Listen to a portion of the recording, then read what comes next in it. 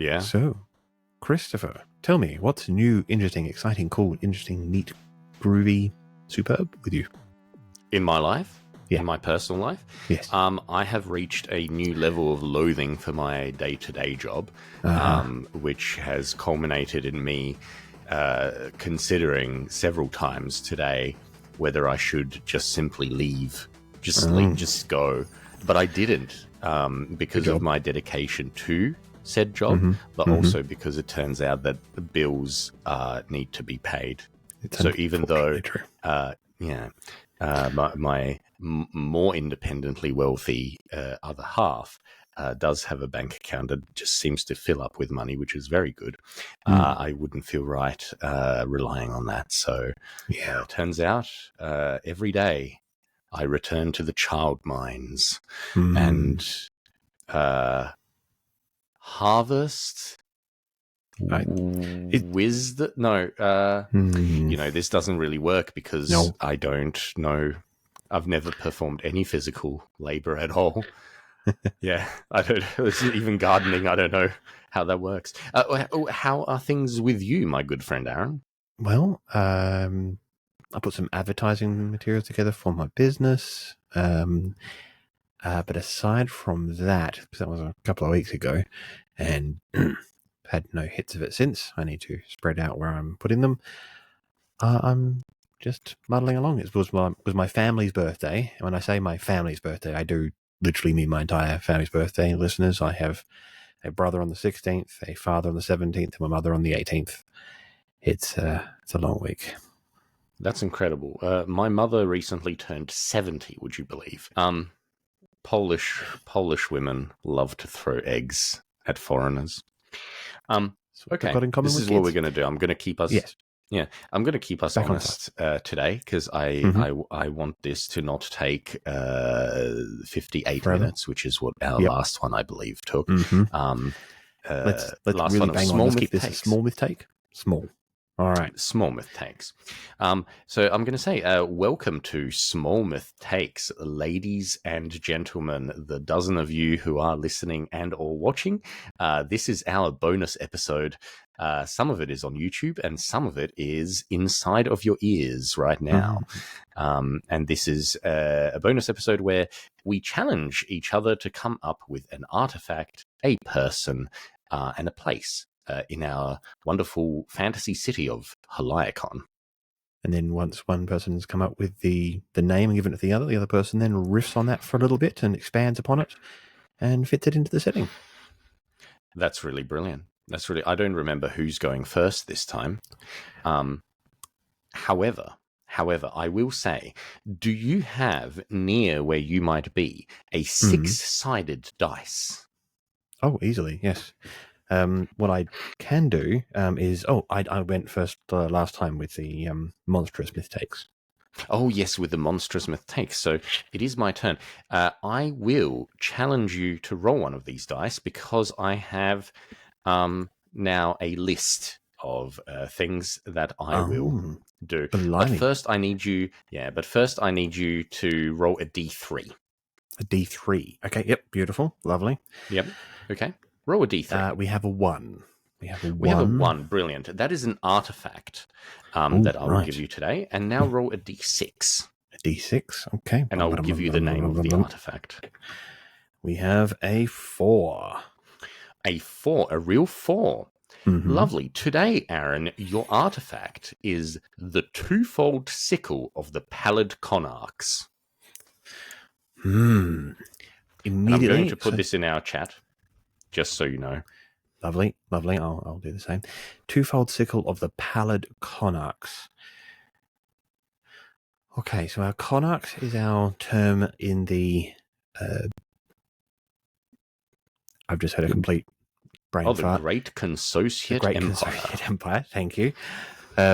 For the regional governors and also at the very top of the Great Consociate. They are co-rulers, but we haven't actually defined how that works exactly. Aside from sort of mentioning it's sort of Spartan and sort of the consuls of Rome. So yeah, that's right. Somewhere between there. All right, but pallid conarchs. Connachts. Okay. All right. So once again, you give me an artifact that also includes people and some sort of. There's a lot more going on with your artifacts than there are with mine, I feel. Look, I just like descriptive names. You make amazingly descriptive names. Okay, the Pallid Connachts were the two Connachts. I don't want to put them in charge of the entire Great Consociate. So let's say that there are the Connachts, the Great Connachts that are all over the Consociate, but there are Connachts over their original homeland island, whose name is currently escaping me. 10 notes. Lumarin? Lumarin. Yeah. Because there's Delmarin and Lumarin. I think so. Lumaris? It's not Lumaris? Yeah, this is going to be really awful. Lumara. It is Lumara. Okay, there yes. We go. So there are the local Connachts of Lumara. In the early days of the Great Consociate, when they were experimenting with Wraith Quartz and still determining what it would do, they discovered, they can pull a lot more magic into them and then use that magic. But they were not yet aware of what would happen if you use yourself as a filter, as a... of the ill effects, yes. That's right.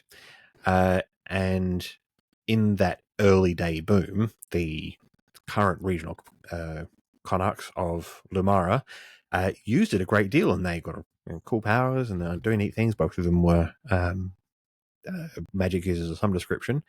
But in so doing, they slowly made themselves the Winnowed, which is our version of the undead via Wraith. The undead, yes, correct. And nevertheless, they didn't become mindless undead. They were. Let's face it. I'm genuinely thinking some version of vampires. I don't want to go into too much detail because it's a lot. I like that. That's something we can deal with later. But intelligent undead.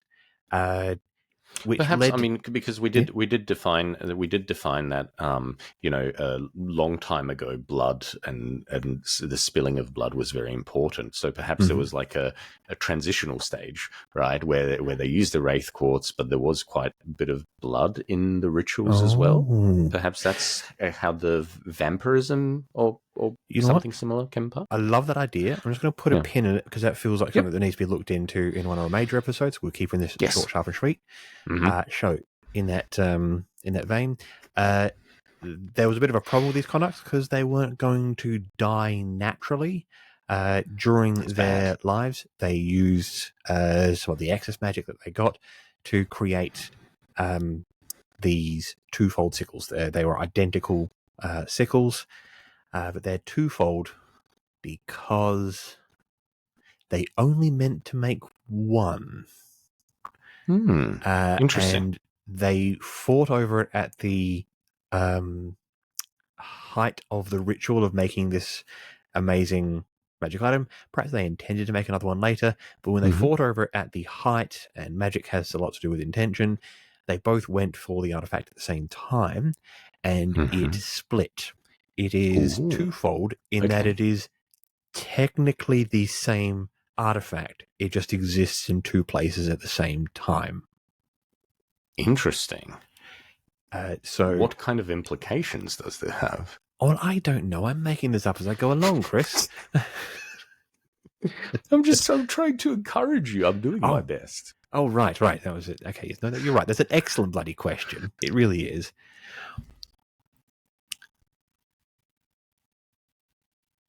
The twofold sickle. Okay. It has a Wraith Quartz in a section of the blade, and its original function was that it was to use it as a particularly effective killing tool, but when you killed anything with it, it would drain a portion of their magic. So every kill would... Thematic. Yes. So that was its original intention. And indeed, when the two Connachts betrayed each other and they grabbed the artifact and ended up splitting it in two, they fought with one another, but to no end. Every time that they struck at one another, the sickle would draw magic. The trouble is that because it's the same sickle, it feeds that magic into both people who hold it. So after fighting for 3 days and 3 nights or something equally, fabulicious. That was not the word I was looking for when I started that sentence. Fabulicious. That's incredible. Yeah. Yep. Fabulicious. It's good. Yeah. They both fled, and given that they were at the height of their people getting upset with them for not dying and moving on like you're supposed to as a Konark, they then fled into the depths of the world. But the two halves, the two-fold sickle, continually drew them together, and every time one of them did something, the other one could reap its benefit. I'm going to leave the story there, because I think I really want to explore this in a greater detail later. But I like that. Yeah, that's it. No, I think that's exactly the right amount. I love that. Thank you. No worries. That's really good. Yeah. All right. Thank you. Okay. That was a really great name. It just thank you. It really requires a lot, I think, to it. It really inspired, honestly, too much. Now get ready for the disappointment of what I come up with. I don't very much doubt it. I do, however, feel like my name is disappointingly short in comparison. It's a blop. No, it's just that. Yes, no, that's it. Blop. No, I'm not going to force you to do that. I think I'm going to stick with artifacts, and I would like you to define for me Shatterblade. The Shatterblade. Well, not necessarily the Shatterblade. Perhaps there are more than one. Perhaps this is a type of artifact. A Shatterblade. Shatterblade is all I'm putting out. Shatterblade. This is very interesting. Okay. I will say it is the Shatterblade. I would also say that it is probably one of the most powerful but very difficult to replicate artifacts in our world. It is a blade that is made in such a way as to phase through armor. Right. And the way that it does that is it appears to sort of fuse with that armor as you're trying to murder someone with it, and as it is pulled back, it comes out in pieces, right? And what happens is, I don't know. I have no idea. I was not thinking about this one correctly. Can we go back? No, I think you're in a strong spot. So you can remove anything you want to. Nothing's carved in stone. So I was thinking. Yeah, that's true.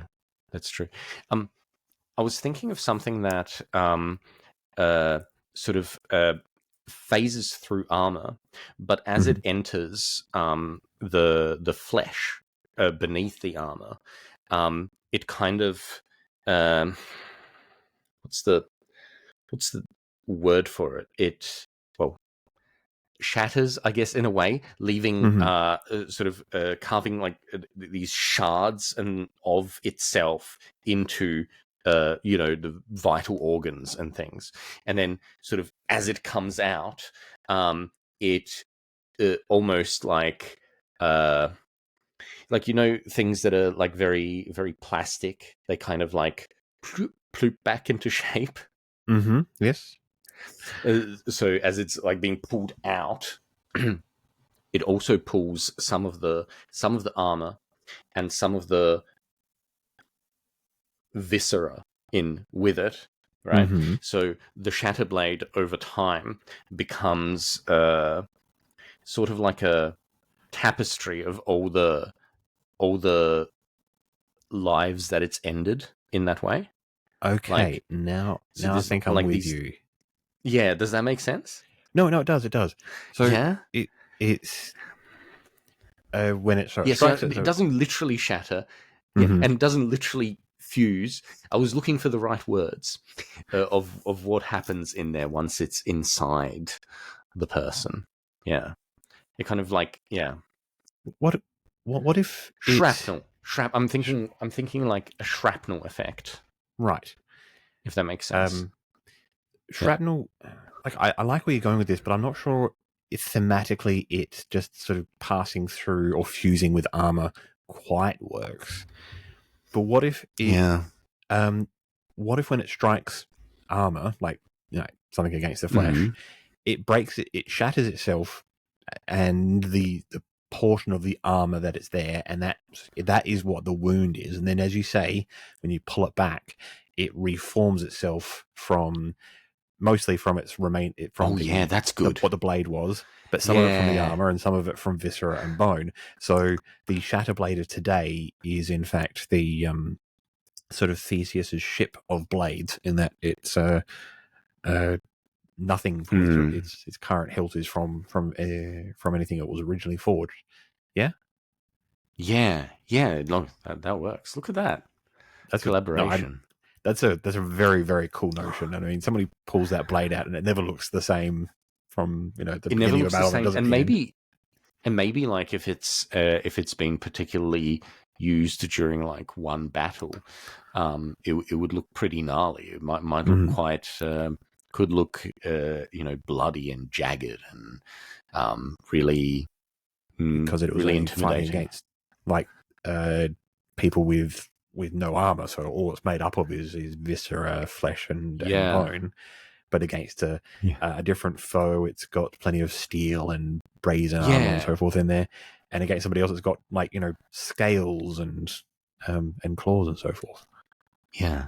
There you go. That's what it is. Okay, that's really, really cool. Great. All right. That's me for Shatterblade then. Okay. I've got to roll some more dice. But you have to roll a D2 now.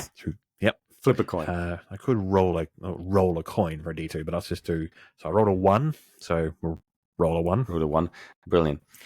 This one is place. And roll a D6. We have a 5.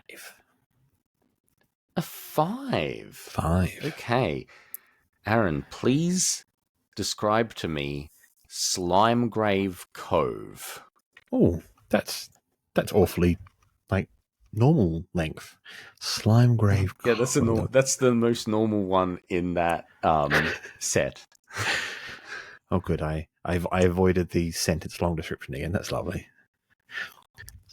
Yeah, I don't think you will for the next one, but I know you might. I think there's one in every set that's sort of normalish. All right, perhaps it is I don't know, maybe it's not the obvious choice, but it is certainly the obvious one to me. This definitely feels like the elephant's graveyard of slimes. Great.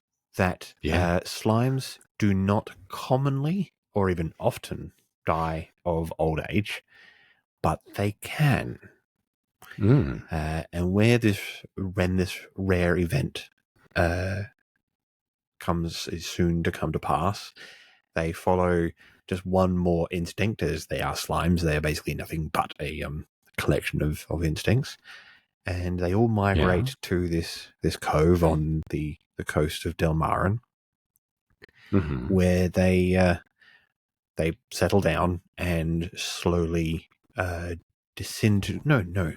No, they don't disintegrate. You know what they do? They harden. And this beach is covered in razor sharp slime crystalline forms. Okay. Yeah. I like that. Which are crystalline is even better. Yeah. And you know what? I'm thinking that they are a form of wraith quartz, slime quartz. Okay. Slime quartz. What could slime quartz do? Do you think its effects would be different? I think so, and certainly, being a Aaron's having a second brain fart today. That's okay. I just had one in Shatterblade. Osmote. Osmote. Yeah. Being an osmote for slime quartz would definitely have an increased chance of turning you into a unique and interesting form of slime, which is, I feel like, a particularly horrifying fate. You'd be more susceptible to hear the haunting slime song. Yes. Oh, you know what? I kind of like that. Slime song's definitely a thing we've got to investigate later. Slime song, yeah. Slime Grave Cove. Yeah, this is good. So Slime the trouble with the Slime Grave Cove is the reason why it's not, completely mined out is it's not well known. It's in a distant and I'm thinking like a far north and either east or west side of Delmarin, so particularly cold and difficult to get to. Which and that cold is partly smelly? Is what leads to that crystallization. Getting there by ocean-going vessel is difficult, partially because you're so far north that there are ice flows, but also because the crystalline slimes extend out into the bay somewhat, and that they are hard enough to rip the belly out from the bottom of your ship in that shallow bay.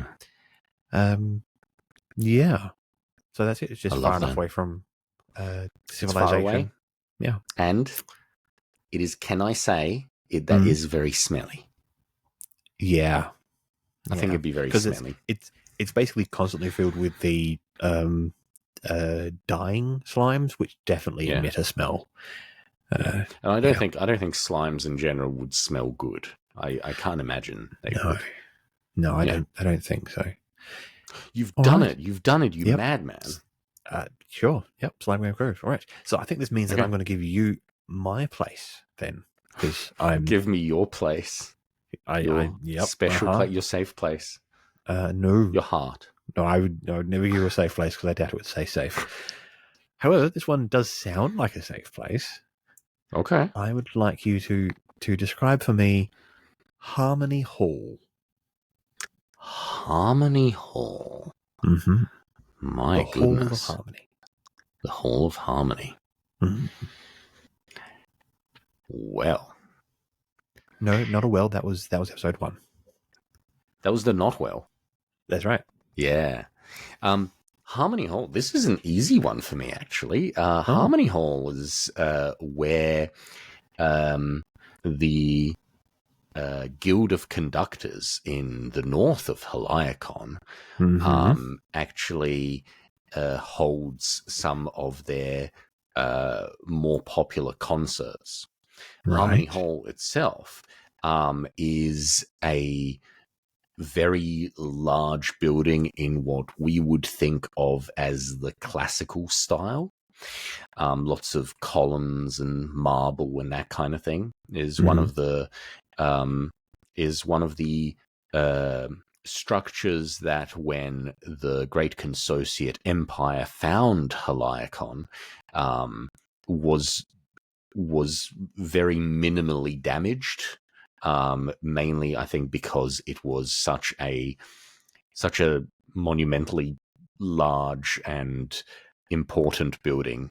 A lot of effort went into just making it. You know how ancient architecture, a lot of those things are the really big, make heavy you feel stuff small. Survives they make you feel heavy, small. Yes. Yeah, like that. That's the idea, you know.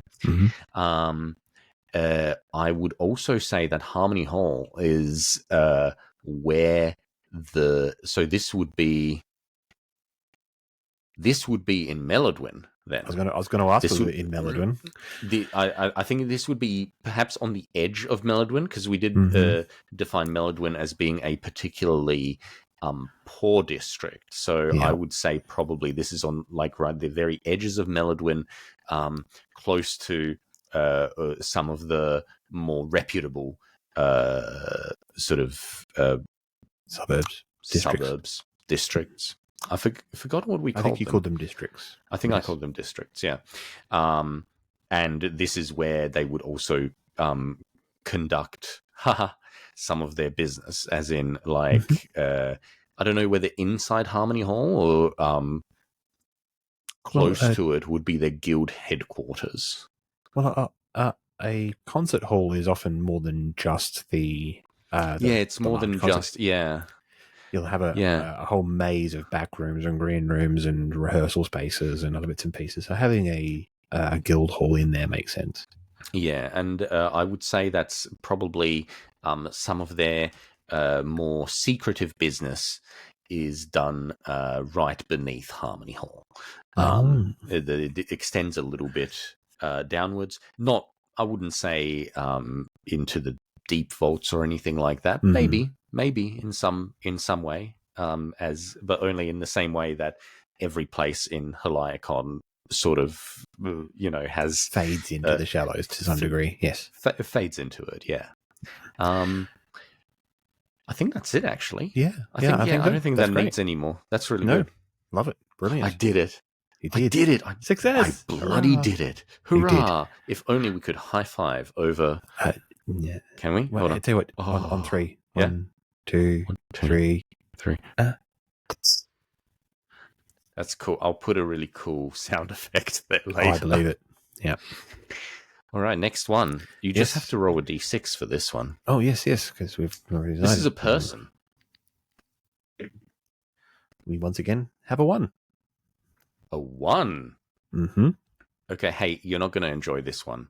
Oh. But, Aaron, could you tell me about a person who they call the Pale Provost, Warrel Ganaton? Oh, no, you're wrong. I like this. The Pale Provost. We've had pallid Connachts and a Pale Provost. Apparently this had a very colourful Slimegrave Cove, but everything else has been awfully washed out. Yeah, weird. Warrel Ganaton. Pale Provost. Well, a Provost is generally involved in law to some degree, usually a sort of senior, or not even senior, just like a copper, a lawman, that sort of thing. Or some kind of administrator as well in like a university. There's a provost. Right. Yes. Although I think there's an element like, that they still sort of can hold the rules of like they handle the rules and things and enforce them to some degree. I believe you are correct. Yes. But I do. Yes, I don't want to do something directly. They're a police officer thing. Academic I think police. I know. So, because death is something that is a source of magic, even the corpses of the dead are capable of being utilized for magic, although, generally speaking, not for anything good. Generally not. No. 25 years ago, before 25 years ago, during the battle for Haliacon, there was a lot of dead and a lot of temporary graveyards. And then, of course, there was the Bloody Avenues agreement followed after one of the most bloody and extensive battles in the history of Haliacon. Part of the agreement is having to get all these mouldering and, frankly, disease-causing corpses out of Haliacon in a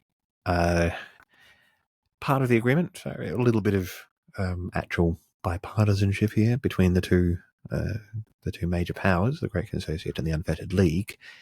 They agreed to bury all these otherwise potentially dangerously useful corpses all in one place. Of course, a mass grave, which is something everyone can enjoy. Sure. Yeah. I mean, that's God, I hope that no one takes me out of context from this video. Please don't clip that and do things with it. Don't do that. The only place that you could do that with these two powers at odds with one another is, of course, in the space between the Serpentine walls, and place it under the auspices of the Interbellum Guard of the Serpentine Wall. Ooh, yes. So there is a special position, a special officer who is in charge of making sure that this section of Earth, which is quite extensive, between the walls, is the position of the Pale Provost. Brilliant. Unlike some of the other positions, which are sinecures because there's not a lot of actual fighting going on anymore, the Pale Provost by necessity has to be good at their job, because there are still plenty of people who wish to raid them for the materials of their bodies, for necromancers just for actual corpses, that sort of fun and exciting stuff, and they fight some of the scariest people. So the Pale Provost is always a genuinely competent individual, and Worrell Ganaton is most certainly one of those. I would like to make Worrell a dwarf. Okay. And they've been Pale Provost for like getting on to 10 years after the last one was killed messily. Mm-hmm. He has... sorry, you had a question? No. Yeah, no, I just said, yeah, that sounds good. Right, yeah. Right. I'm excited to hear more. Well, now I need something that makes him so good at this. You know what? Just loves He's a reformed... maybe not necromancer, but certainly... We should have a chat about necromancy and like death type things. Yes. Not next episode, but the one after. Yes. Yeah. I totally agree, which is why I'm trying not to be too specific, frankly. Yeah, that's okay. He was definitely involved in death magics. I don't think he was like a major, like a wizard at the top of anything like that. But that he was heavily involved. But things went awry, and he had an opportunity to redeem himself, which he did, and then sort of became a free mercenary. And he was snapped up by the Interbellum Guard, proved himself quickly, and given his extensive knowledge of people with these death magic sort of things, they made him Pale Provost. Honestly, perhaps not expecting him to do anywhere near as well as he's done, but now, nearly 10 years later, he is very experienced, really knows his stuff, and is a figure of dread amongst the city. Partially because, amongst those who wish to get through to the grave, he is obviously very terrifying, but all that death magic and so forth has changed him physically. I think he's lost all his color, so he now resembles the Pale Provost. So he is a alabaster white dwarf with like silver and white hair and beard, and even his uniform just doesn't seem to hold color for very long. So yeah, great. I like that. I actually really like the idea of dwarves that are pale. It just feels like something that would happen anyway if they were underground. Yeah, I believe the Duergar are all in greys, but yeah. Yeah, the evil Underdark dwarves. Yes, as opposed to the less evil, just normal dark dwarves. All right, I've got a person for you, and I think this time I might have you with a little bit of a challenge. I love challenges. That's not true. I like getting into a nice rut.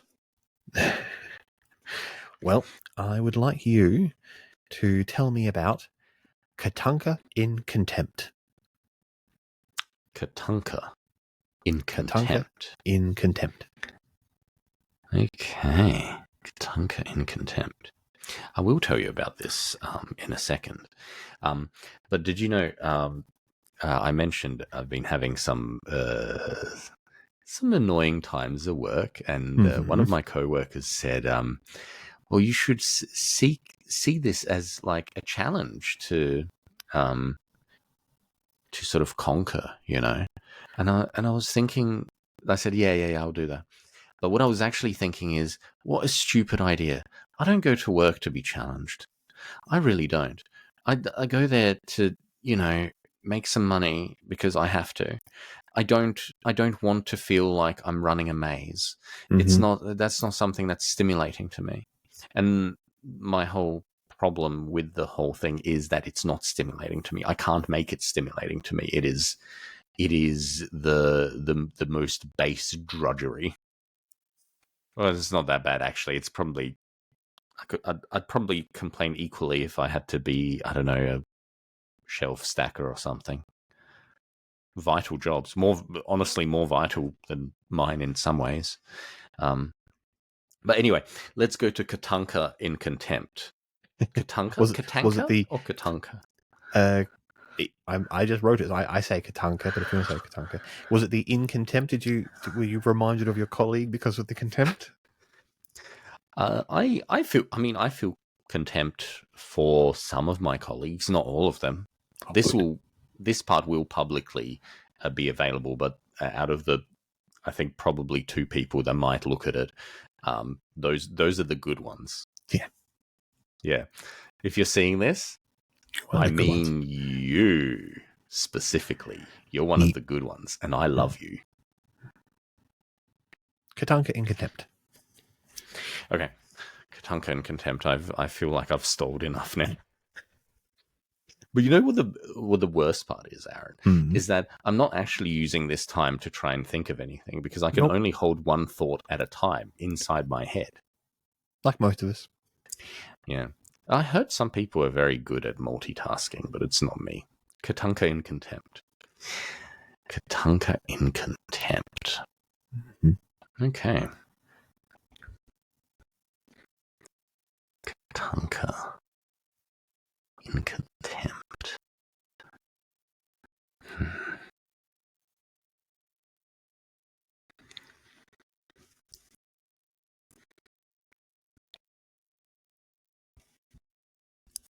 Yeah, I'm definitely gonna delete some of this thinking. Yeah, you did give me a challenge, and I hate you for it. I hate you for it, Aaron. Yes. I wish you hadn't done that, because I do have the shape of an idea, but I'm not quite sure how to. We'll just start talking about that shape, and maybe I can ask you some questions like you did me. Let's talk about that shape. Okay.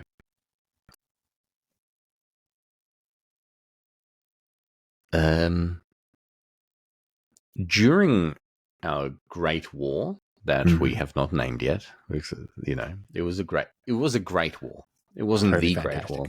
No. It was fantastic. Everyone enjoyed it. There were many stories of people from each side displaying incredible heroism, altruism, a lot of isms. And even though that it was a time of generally like really horrifying slaughter and fighting and confusion, there are still stories of individuals who sort of glory? No, exemplified the common humanity of all people. And when I say humanity, that includes elves and dwarves and other fantasy and people as well. And goblinity? And goblinity, yeah. So Katanka was I want to say some kind of regimental leader in the Great Consociate Empire. Did we work out? We didn't work out like a set of names for the Consociates, did we? We worked it for the Unfettered League, the Stratamarks and etc. But we haven't. I actually do have a whole thing about ranks in the Great Consociate Empire that I just have not. I haven't finished looking at, but perhaps that's something to look at later. So Katanka, let's say like a captain. Like, would a captain be a regimental leader? I'm not really up on military stuff. So generally, you have a sergeant in charge of a squad. The squad's 8 to 12 people. A lieutenant in charge of multiple squads between 3 and half a dozen. Oh, maybe I mean captain. Lieutenant. Maybe okay. Lieutenant. Maybe right. I mean lieutenant. Okay, so Katanka, lieutenant level, right? Yeah, lieutenant level. Yeah. So Katanka was a lieutenant that was in charge of a couple squads. Couple, yeah. So during a particular military operation, Katanka came across essentially a bunch of refugees in the trenches. Her orders were to consider all people in the area as enemy combatants. However, Katanka decided not to do that because just slaughtering civilians is, how you say, not a good, as the Italians would say, And or the fantasy Italians. And we've already got some war crimes being sort of described and today. We already have enough war crimes. Does a lieutenant have like a second in command? I feel like in the Great Consortia there would be a power structure in which a subordinate would be allowed to challenge their superior if they thought that their actions are illegal or not not following the proper structure. So it's interesting. It's sorry to interrupt, but it feels like that's an outgrowth of their Konark rulership structure, but bastardized into the more rigid military hierarchy where you need to have a full chain, and it leads to these uncomfortable situations where they try to hold both these values at once. So I'm already loving it.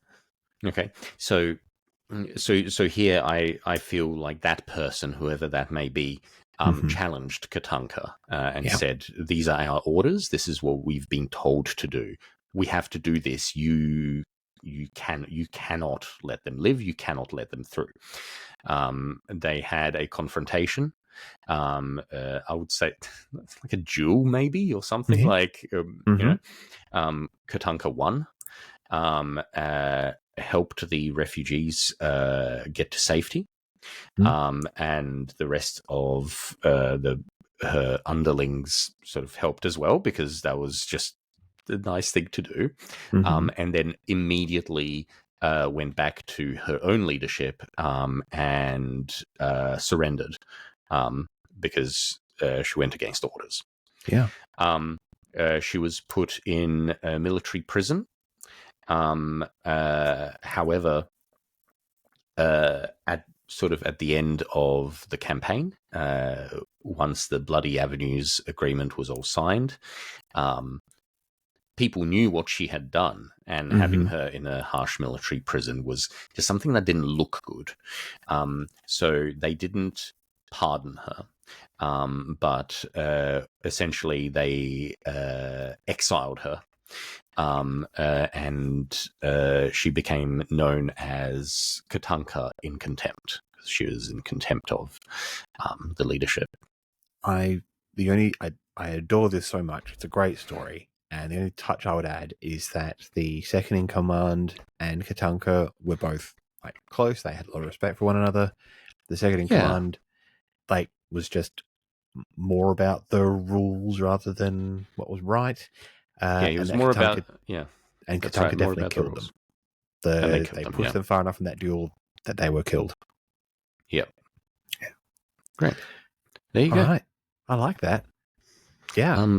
We did it. We bloody did it. And in a mere 44 minutes, and once I delete all the times when mainly me was going, There's a bit of fact about the beginning too. Probably be like 3-4 minutes, actually. We did it. We did. What shall we say to our viewer listeners? Yeah. Our viewer listeners. Our viewer listeners. I would love to say thank you very much for listening to another episode of Mythtakes Happen. Small Mythtakes. Small Mythtakes. Yep. We've made some. Finally. Yeah, we did. Hopefully we made some entertaining small Mythtakes.